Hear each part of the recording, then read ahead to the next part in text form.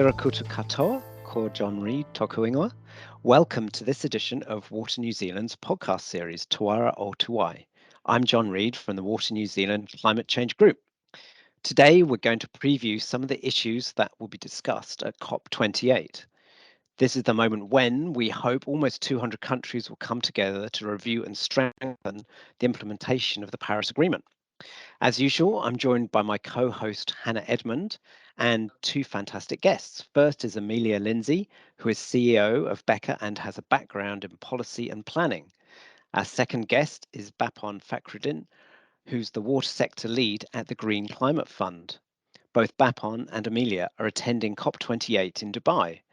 Kia ora, Hannah, Amelia, and Bupon. Kia ora, John. Kia ora, John. Kia ora, John. Thanks for joining us today. Amelia and Bupon, I guess I'm pretty excited to see what comes out of COP28, and so I'm looking forward to hearing your first-hand experiences. But from your perspectives, and maybe Amelia, jump in first, what are the main highlights that you're most looking forward to?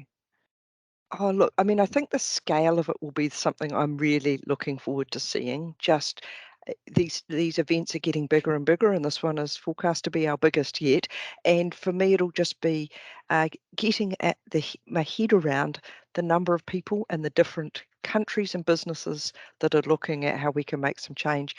I'm really keen to see what commitments we get out of this in terms of the fast tracking to moving to clean energy sources and moving to across industries, across water, of course, but across industrial, power, and transport markets as well. And I think, to me, this will be, and I know we talk about every COP as if it's a pivotal moment, but this will be one that really gives us a sense of how fast are we prepared to commit, how much can we get in behind it. So for me, that's the bit that I'm excited about from the presentation and the conference itself. I mean, that really starts to drive the message home, doesn't it? When we can gauge where we're sat and where we're going and how that works. Bupon? Thank you so much, Hannah. Kira, I think, Amelia touched upon quite an important aspect, but also I think this COP is quite important in essence because this is a lot of discussion will be happening on the global stocktake. And, this is a 5-year cycle, and this is the first time we are actually facing into COP28.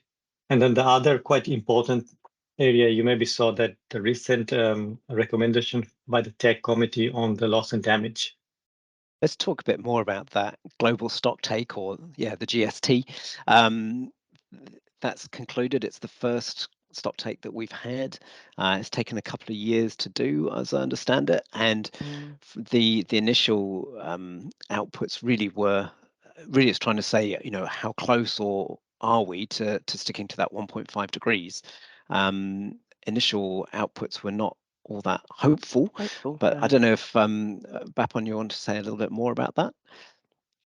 Yeah, I mean, that's a very important point you again raise. Actually, the GST is crucial especially to enhancing, to understanding on where we are and where we want to achieve, and then what are the gaps between these two. And it will actually make sure that actually what are the transparency, what is the accountability as a country, how we are actually achieving our goal to the Paris Agreement. And it required I always think that a threefold drastic rapid response is actually required all of us to consider. One is actually how we shift from the fossil fuel, because that's the major discussion. Unless we're actually able to reduce the emission, we will not be able to reach to the 1.5 degree. And then obviously the second is our basic need, the food and land, how we actually manage our food and land. And that actually integrated all the sectors. And third, actually, how you become more resilient, because unless we are resilient, we'll not be able to fight. So these are the three aspects need to be heavily discussed, and what are the mechanism could be bring is quite important. But GST is not a solution that some people that, GST will be solving everything. It is not. It is a process, and how we actually achieve the process is quite important. What do you think? I really agree, Bupon, but I also think, on the one hand, it's a little bit sort of disheartening. And on the other hand, you've got to look at it going, how can this help us?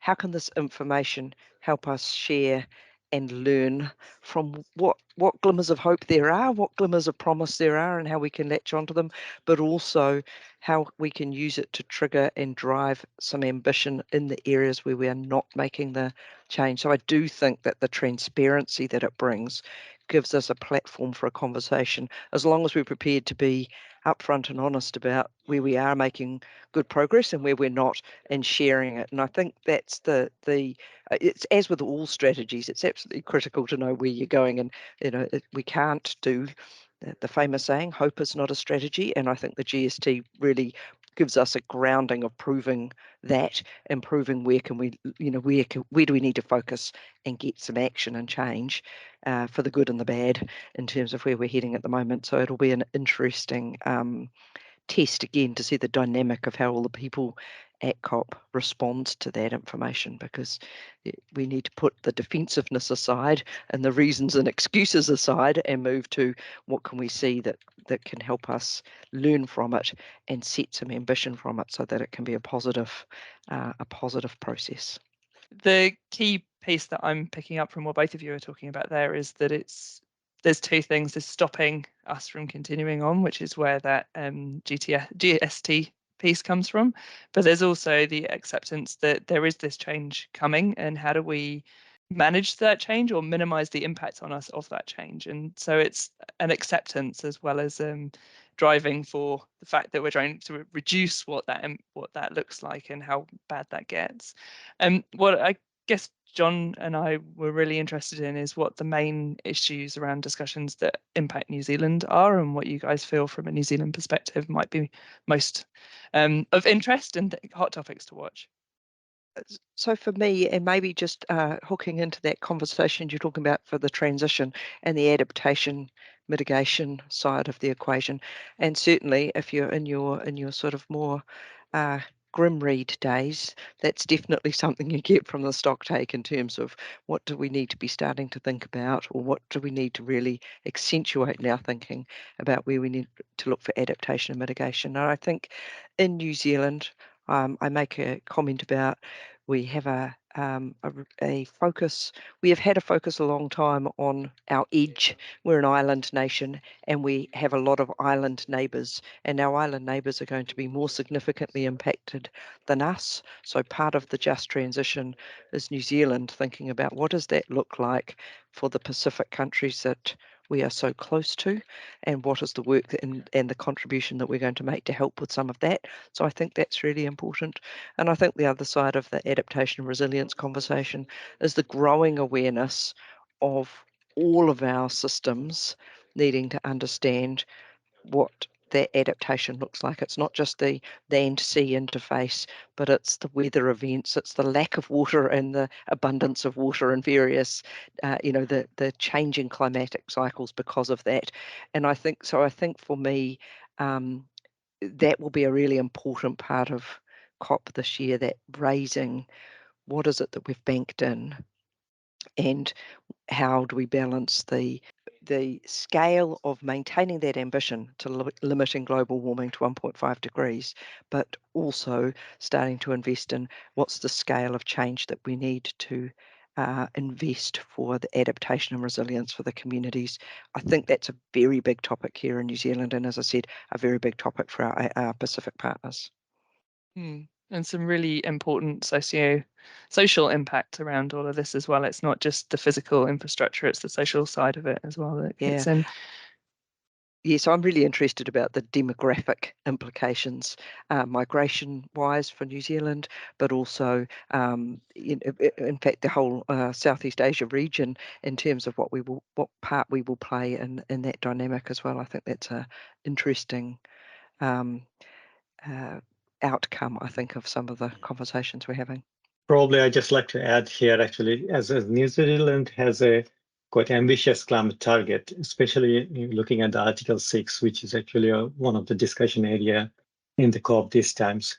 And I think that could actually help us to better understand actually how we set up our emission reduction target, as well as how we do the carbon marketing, because there are a lot of debate on the transparency, double counting, and ambiguity, how those could be resolved. That could be a quite good understanding for New Zealand to go and learn from there, as well as agriculture emission is quite important for us. How are we going to look at those kind of things, as well as international reputation is a big area. there's going to be a water pavilion at COP28, and I think this is the first time there's been that focus on water, and I think you're involved with that, Bupon. Can you tell us a little bit about that? Water is a climate change problem, and if you want to solve if you want to solve the climate change problem, you have to look at the proper water resource management. And this time we try to make it actually a little bit bigger attention into the COP as a hub. So we create a hub which will be running for 7 days, actually, all sort of different water resource management, how actually you can solve the climate change problem using a water. And water doesn't have a boundary, as we know that actually it covers all the sectors.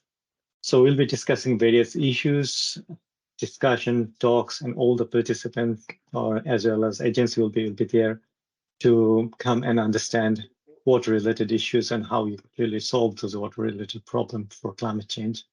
And I think as this is also good topics for New Zealand perspectives, I always believe being a New Zealander, because we are actually discussing so much over the last 2 years on the reform, that how we're going to reform, what are the change need to be happen. And I think this is the momentum for us actually to come to the water pavilion, learn about the water resource management, integrated water management, and how actually you can actually solve those problems into a more holistically.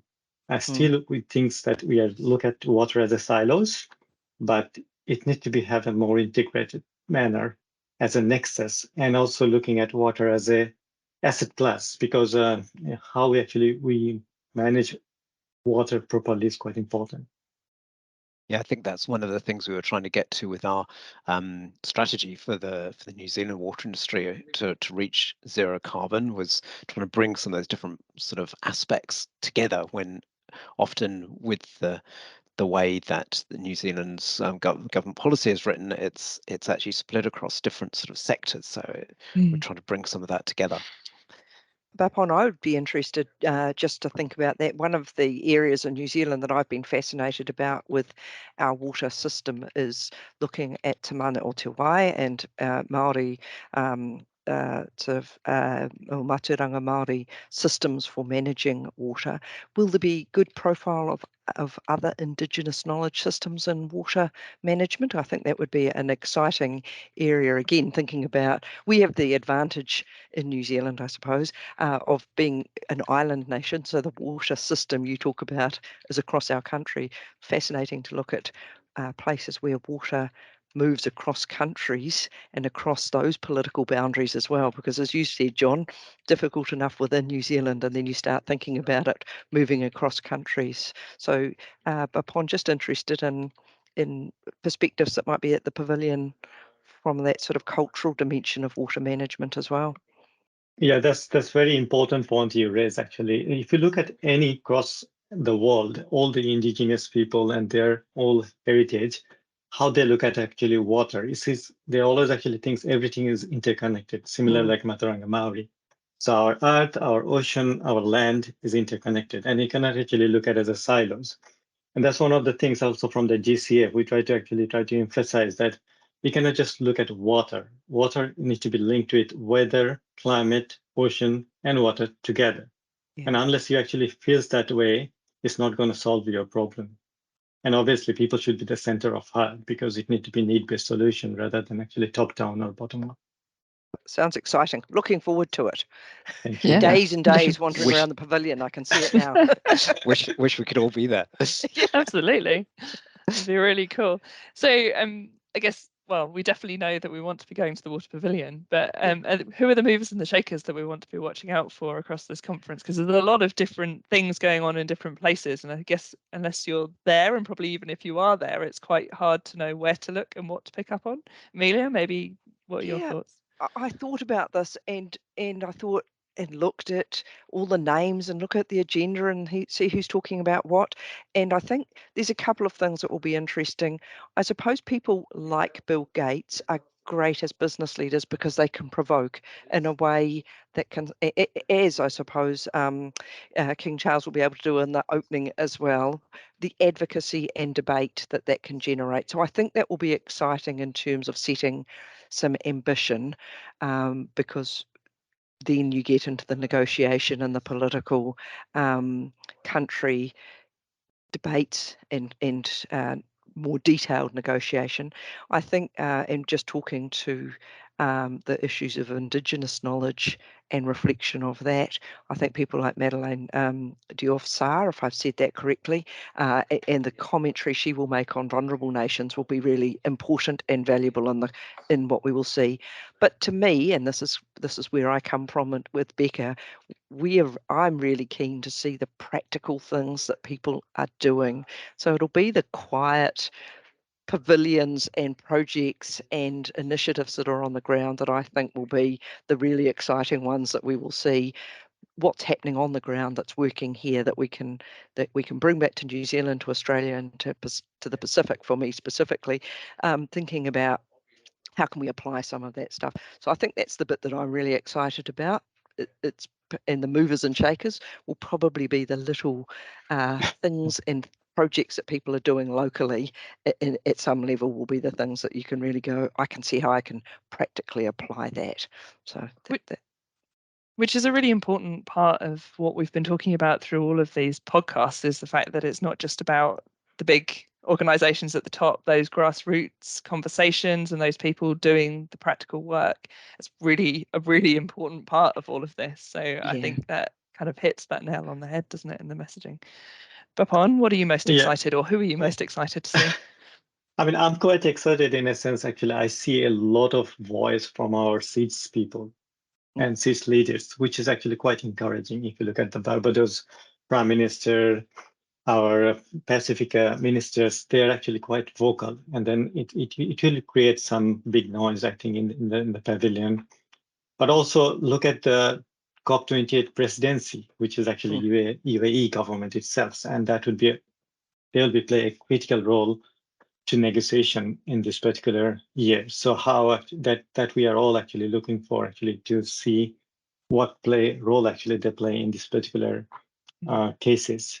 But also, other than there are a lot of climate activists, you may see actually recently there has been a publication from Times magazine that 100 climate champion. I like to see all these 100 champion actually into the COP to see actually what role they play and what is their message to us, actually, to leading to the global community. Well, thank you, Amelia and Bupon. Kia ora. Thank you for joining Hannah and myself today. It was great to talk to you both about COP28 and what that may bring. We'll follow this up in a couple of weeks with a podcast about the implications of COP28 for Aotearoa and the water industry in general. So please look out for that.